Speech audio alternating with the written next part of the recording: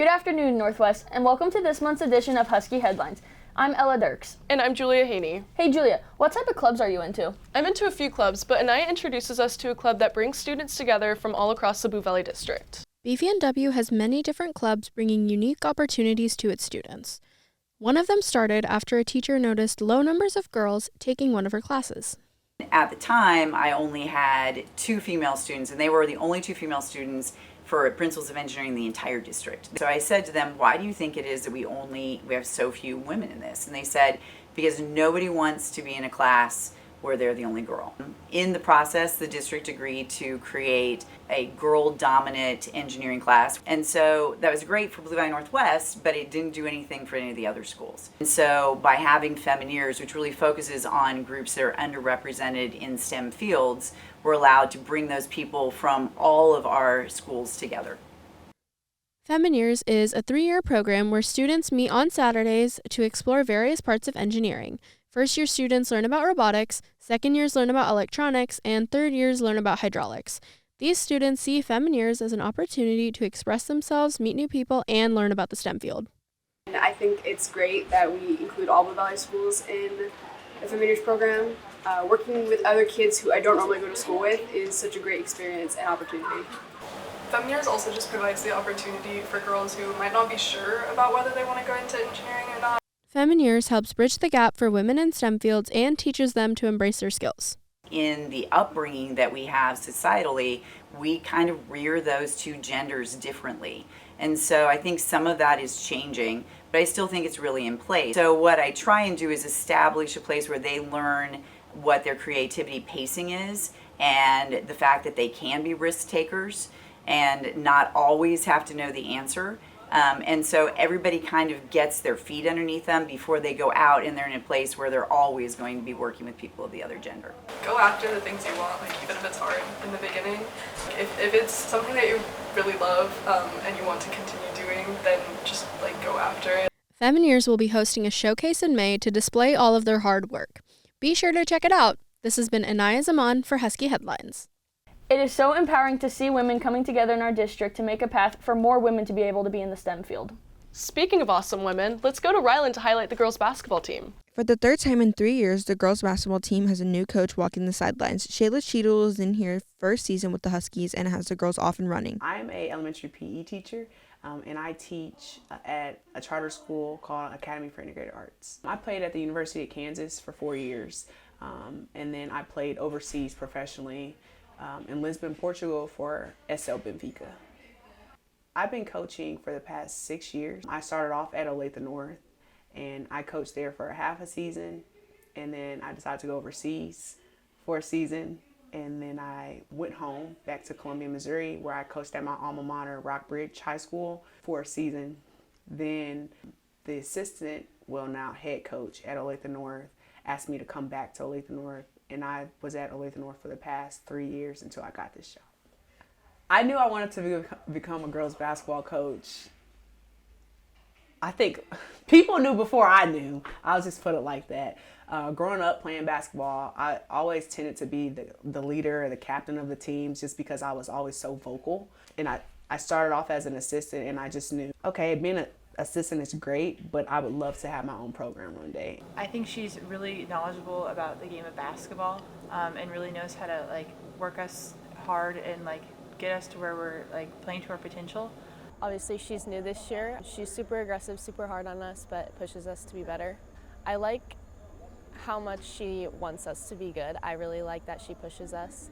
And as a player, playing the point guard position, first time playing it as a Husky, she pushes me to get my handles tighter, be a leader for this team. Next year, obviously, being a senior, I'm gonna have to step up in the leader position. Not only did the girls beat Coach Cheadle's old school, Olathe North, on January 24th, but for the first time in 20 years, the Huskies took down St. Thomas Aquinas on their own court. Oh, it felt great. When you beat a team that you haven't beat in that long, it really says something about how hard the girls have been working. I talked to the administration here, and they said that it's been since 2004 since we beat them. And that's huge. Like, that is a really big accomplishment. And I want the girls to be happy about that win, but I also want them to know that the more work you put in and the more you compete, that can happen with so many more games. We actually beat Aquinas, which is, we haven't beat Aquinas in as long as I can remember. We held them to 0 points in the first quarter, which I thought was really good. Winning big games is just one of this team's accomplishments this season. Before the season started, we wrote down goals as a team. And one of the goals that the girls set was they wanted to win at least one tournament this season. And although we fell short this past weekend against Kickapoo, I was happy to say at least this season we were able to get that first tournament championship won. Winning the soda tournament was really cool. I played it all my years here at Northwest.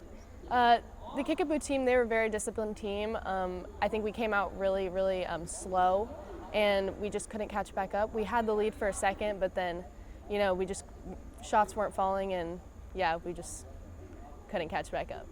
A strong strength season has been hampered by several key injuries over the last couple of weeks. At press time, the girls' basketball team is ranked 4th in 6A East and preparing for a run at Sub-State. This is Rylan Jarrah for Husky Headlines.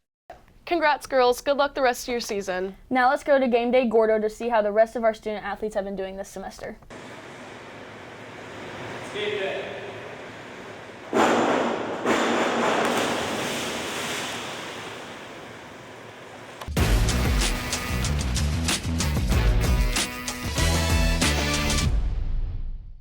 What's up, Huskies? It's Game Day Gordo here, back with another edition of HSN. Winter sports are in full tilt, and we've got a lot of action to cover, so let's get right to it. For boys basketball, the Dogs have dominated in EKL play and have only dropped 2 games, both to non-league opposition, putting together an impressive 17-2 record following a home win against North last Friday. Joey Mattioni and Jake Fritz lead scoring, and they will look to knock off St. James on the road tomorrow night. Now to wrestling. For the girls, junior Divya Subramoni qualified for state recently, becoming the first female wrestler to do so in school history. The boys went to regionals last week, and state qualifiers are Carter Hughes, Mick Muldrow, Reed Sogstad, Andrew Shiroki, and Blake Berry. Now to bowling. Recently, junior Bailey Kinkler rolled a 277 at a meet, breaking the school's single-game record for girls. Last Friday, the team won the EKL championship behind a first-place finish from Kinkler and a second-place finish from Ottawa University commit Emery Nestor. And last but not least, boys swim. The state meet took place last weekend, with junior Micah Churchill taking first place in the 100 fly for the second straight year, and additionally taking second in the 200 individual medley.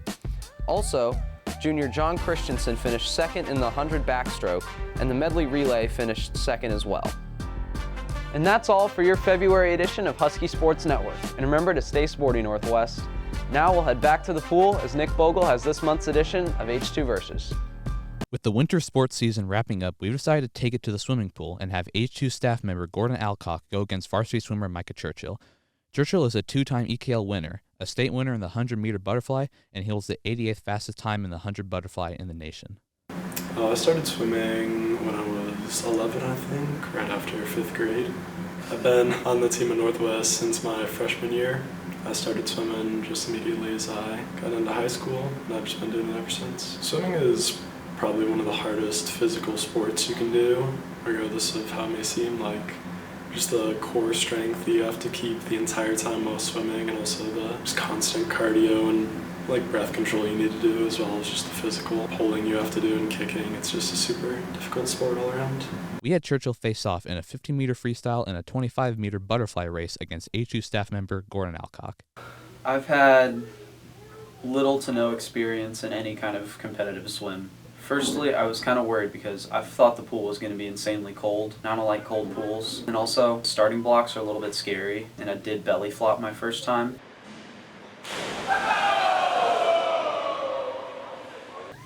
But I was a little nervous going in. I thought it would be a good experience though. Gordon did pretty well actually. Most people when they start swimming can barely even do a 25, much less a 50, and he managed to get through a whole 50 freestyle without completely drowning, so not bad. I think Micah did great considering he's like one of the best swimmers in school history. He beat me pretty handily in both races. The second one I just gave up because I forgot how to do a butterfly stroke. No matter how challenging it is, it doesn't stop Churchill from succeeding in the sport, and his coach, Kyle Farrington, continues to notice his talent. When Micah came in as a freshman, he was already a really talented swimmer and was definitely ranking amongst some of the top swimmers in the state. But in addition to that, not only has he gotten faster, but he's become a much better leader. He was looked at as a leader really starting last year as a sophomore, and since we only have one senior, like, we definitely needed that leadership this year. We stepped into that role really well. To anyone thinking about joining the swim team, they would be walking into a welcoming and supportive environment. If you're thinking about joining the swim team, I think it's a super good opportunity to have. It changed my life a lot, and it put me in pretty crazy physical shape compared to what I used to be, and I think that if you're thinking about joining the swim team, it's a great idea. Yeah, I mean, I think swimming's a really important skill to have just on a very foundational level, to be able to save yourself and feel comfortable in water or around water. I think it's important for everybody to kind of have that. And then in terms of a sport, like, I think it teaches really, really great skills like grit and determination. We really have to practice hard and for a long period of time before it really starts to pay off. As for Gordon, he might take a step back from swimming competitively. I've always been really, really bad at swimming, but Mr. Farrington said my freestyle looked not as bad as he thought it would, so I guess that's a perk. I think Gordon definitely has some foundation in swimming and, with a lot of practice could be pretty decent. Even though the boys' swim season is over, be sure to support the girls' swim team in the spring. This is Nick Bogle for Husky Headlines. Gordon, I hope you're okay after some of those belly flops. Yeah, being a swimmer, you have to be in tip-top shape. We have some staff members here at Northwest who value their healthy habits. We go to Julia for more on this story. What does it mean to live a healthy lifestyle? It may look like eating well or exercising, but among teachers and students at Northwest, living a balanced lifestyle means much more than that. I think living a healthy lifestyle is, getting a lot of sleep, drinking a lot of water, and having a bunch of different activities that you can do that kind of let you unwind at the end of the day and really relax. Students who balance sports, clubs, extracurriculars, and jobs need to practice healthy habits. Although this may seem difficult at first, there are teachers here at Northwest they can go to for advice. What's most important about a healthy lifestyle is just that it's all about balance, moderation, and variety. There's so many different facets to our health, whether it's the mental and emotional side, the physical side, the social side. I think so often we define healthy as somebody should look a certain size, be a certain shape, weigh a certain amount, or look a certain way in a bathing suit. But health can mean so many different things. For some, including head baseball coach and math teacher Mike Pangborn, following a nutritious diet allows them to stay balanced. I try to do intermittent fasting, so I don't eat from 10 p.m. the night before until about 3 in the afternoon. And then I have a window where I eat meat and fruit, ground beef, steak, organs, so that's bone marrow, that's beef heart, and then fruit. I cut out white bread, cut out dairy, cut out a lot of things that maybe disrupt other people, right? And just put natural foods into my body. Aside from a balanced nutritional intake, health experts recommend 7 or more hours of sleep per night, 12 to 16 cups of water daily, 150 minutes of moderate intensity physical activity, and 2 days of muscle strengthening activity weekly. These physical aspects are just the beginning. The mental, emotional, and social aspects of one's health are vital in achieving a healthy balance in your life. One piece that I really like to drive home with my kids about the social piece is the boundaries and being assertive and letting people know what you need, what you don't need, what you feel comfortable doing, what you don't feel comfortable doing. So I think that peer pressure piece is, definitely real. And just as you start to get older, you feel more confident and comfortable in your decisions and more vocal and assertive about what you need and what you don't need. So the next time you feel sluggish, irritable, or just not yourself, think of the last time you had a bottle of water, or the amount of sleep you had, or the time you took to spend time with a loved one. This is Julia Haney for Husky Headlines. I never knew there were so many important factors that played into feeling your best. Up next, Ellie shows us how you can save money without losing taste with your snack options. We're all trying to find ways to save money. Store brands are almost always cheaper than name brands. But is sacrificing the taste worth the savings? In a society where brand recognition is everything, we're putting the students to the test to see if they can tell the difference between the big name products and their off-brand counterparts. It's a battle of the taste buds, and we're about to find out if society's preferences truly align with the brand names. Here at Husky Headlines, we did the dirty work for you. We set up a blind sample of a few common grocery store snack and drink items. We asked some of the fellow BV&W students to put their taste buds to the test. We were trying to see if it was possible to minimize the cost of snacks and drinks for the Super Bowl. So we went to the grocery store and got some of the most popular snacks and sodas and compared it to the off-brand version. Added a table and a label, one being off-brand and two being on-brand. So can you enjoy snacking on snacks and soda while saving a few bucks? Let's find out. Number 2. I like 2 better. 30 minutes. I think 2. 2 was on brand, 1 was off brand. 2. 2. The first one I thought that was the off brand, and the second one I thought that was on brand. What's off brand? I like 2 better. Yeah, I like 2. 2. I like 2 better. First one was off brand, and the second one was good. Number 2. I definitely like 2 better, and I definitely think that 2 is the on brand. I really did not like number 1, but number 2 was really good. They were both the same for me. They both tasted really good. We've seen some surprising results today, challenging the notion that brand names always reign supreme. Based on this experiment, we can tell that the on-brand was liked more than the off-brand. While the off-brand won't disappoint your taste buds or your wallet, you might want to splurge on the on-brand version to enjoy the deliciousness of the real deal. It just goes to show that sometimes the off-brand options can be just as tasty, if not better. So the next time you're shopping for groceries, don't be afraid to try out some of the off-brand products. You might just discover a new favorite. This is Ellie with Husky Headlines. Hey Ella, did you hear that Dr. Sharp is retiring at the end of the year? Yeah, I did. I got the privilege to talk to him about the next steps for Northwest. Passion, Purpose, Pride is the new staple of the school mission here at Northwest thanks to Dr. David Sharp. But as the slogan grows, Sharp prepares to exit. Sharp announced after winter break that he will be retiring at the end of the 2023-2024 school year. See, I retired from Missouri, and then I came to Kansas, and then I taught and coached football for a year, and then I came back into administration. We are in a really good spot. Culture, our climate, our school, kids, our test scores are on their way up. We're just transcending a lot of success right now, and so when things are good, and we spend a lot of time, and I've been doing it for a long time, and I got a really strong team behind me. It's one of those things where it's like, what? I think we're in a really good spot, and it's time. Sharp has worked alongside Debbie Katzby for almost 14 years now, as they both came from the Lee Summit School District. The two have enjoyed working with each other in several locations. He is so passionate about kids, so passionate about learning, so much energy that it's contagious. His love for what he does comes through no matter what school he's at. And he just adapts and adjusts to the community and the needs, because every community has their own set of unique needs and, what he has to bring to the table. And that's what he's really good at. So, what Lee Summit West needed as a building principal from him is different than what Blue Valley Northwest needs. Sharp has worked in many schools over his 30-plus year career in education. At Northwest, he has made an impact on multiple staff and students. I've enjoyed his energy that he's brought to the job, his new ideas. It's been great having a new perspective in Blue Valley. The fact that he came from outside, he was able to come in and bring some new ideas, ask questions about why we do what we do, make us kind of rethink our traditions or our traditional ways of doing things, which was nice. He's been super supportive and just brought a lot of energy and a lot of fun to the school. He made decisions that were always right for Northwest and for the students and the faculty. I felt very supported by him.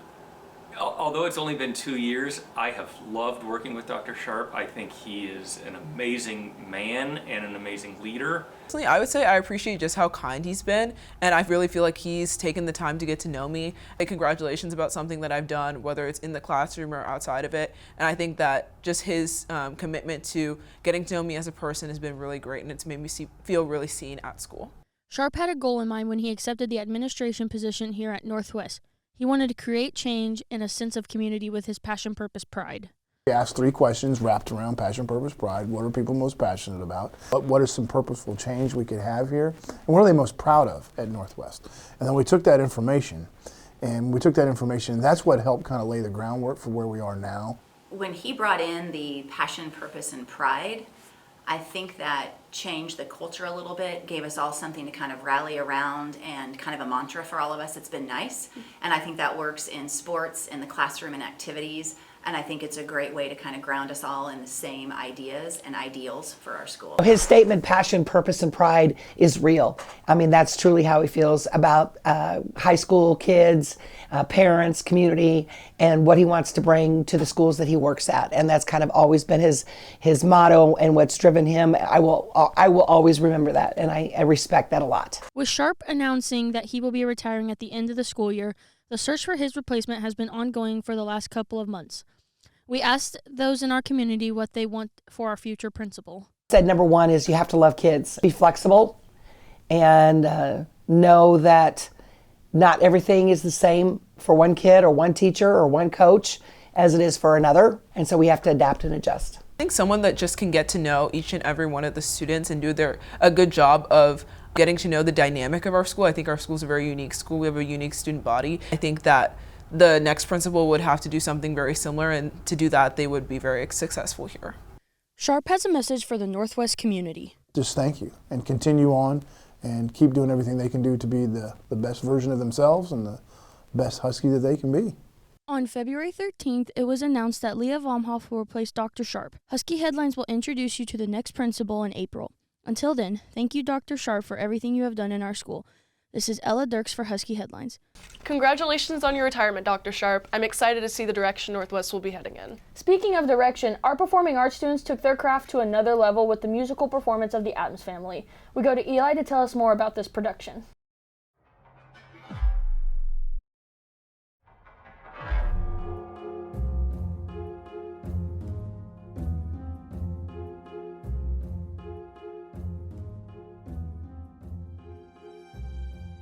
It takes a lot to get to the point that the curtain goes up on a musical.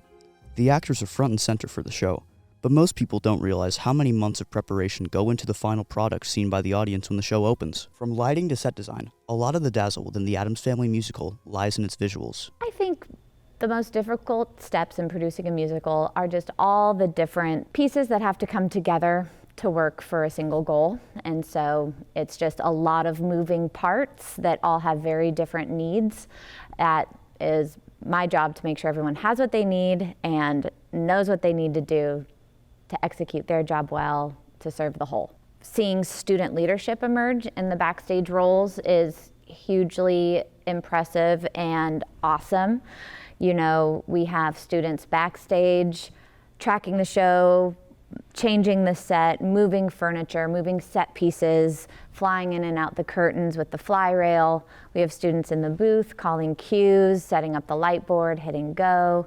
So I think all of those elements happening simultaneously is hugely impressive. As much happens backstage, it's not a musical without the actors. But how do they prepare for the performance? It could be a lot of pressure to memorize all your lines and things like that, and also with doing theater and stuff, you kind of have to be a perfectionist on yourself and constantly want to do better, which can be really challenging sometimes, but with my teachers, with support, it's been a lot easier with that. There's a lot that goes on that a lot of people don't know about. I think a good amount, like 80% of it, is just background work and a lot of like the technical things that go into it too. We've all kind of grown together as like a group and got to know each other a lot more and a lot closer, and I think that really shows on stage too, and it's something that we're just all working together to make something that we're all proud of. So I think in that way, we just have grown a lot.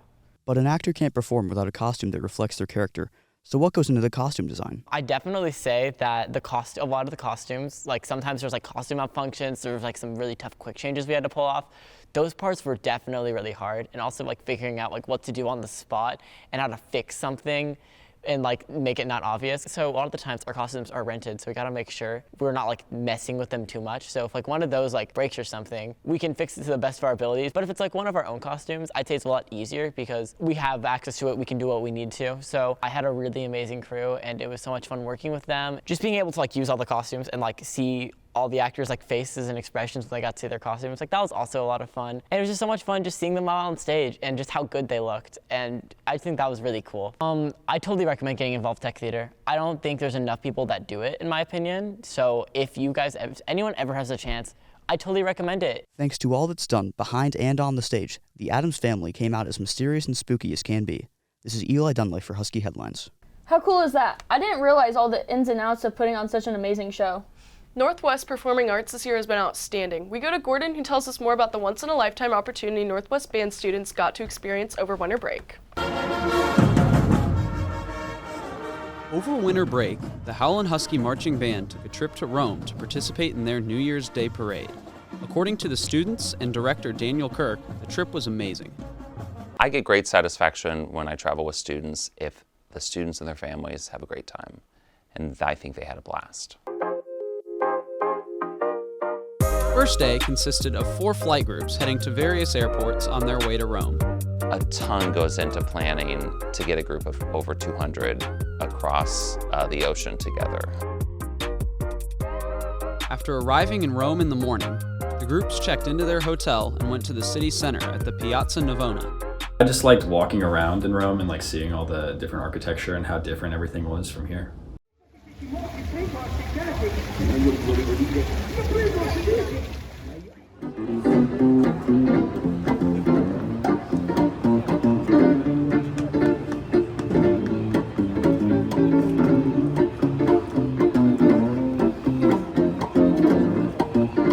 My favorite part of the trip was definitely drinking out of the Trevi Fountain.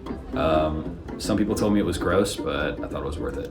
I just learned a lot about the architecture and all of the art there. It was really cool to hear the history behind everything.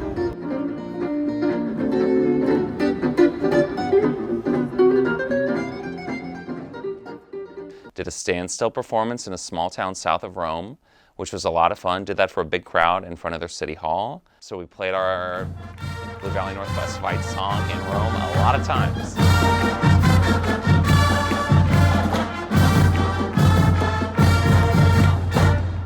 Following the performance in Frascati, the band went to the Vatican Museum. Seeing the Vatican Museum, the Sistine Chapel, very cool for students.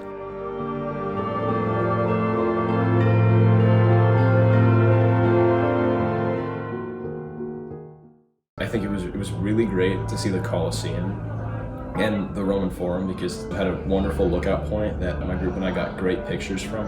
I liked going to the Colosseum and the Forum. I just think those were bucket list places to see. I think watching the students see the Colosseum for the first time was pretty cool. Just to see it in person, I think is pretty astounding. After a long day in Rome, the students headed back to the hotel for a New Year's Eve celebration. Overall, it's just nice to get out of the country and kind of learn some new things and be with friends, especially around New Year's. On New Year's Day, the band participated in Rome's foremost New Year's parade. The second performance was the parade. That was in front of hundreds of thousands of people along the parade route. There were buildings all over, and so the sound just kind of kept bouncing back off of their old concrete walls, and it was absolutely surreal. I fist bumped a lot of Italian kids. I was like, "What's up?" I learned how to say, "Give me a high five" in Italian. On the final day of the trip, the group went by speed train for a day trip in Florence. I think what was even more exciting for our students was to be on a high-speed rail train. A lot of our students don't even know what Amtrak is here in the United States. I really liked the museum we went to in Florence. I liked to look at all the art there, and I thought it was really cool. Florence is definitely not as touristy, and you kind of get more of the authentic Italian feel. My favorite part was probably just getting to meet new people and experience different cultures. The food was pretty nice. I don't know if I can eat pasta and red sauce for another 6 months. We had so much of it. Overall, a great learning experience and a fun trip for everyone involved. Questo è Gordon Alcock per Husky Headlines. You guys sounded great. It's so cool you got the chance to perform in Rome. Well, that's our show. Thanks for watching this month's edition of Husky Headlines. Have a great day, Northwest.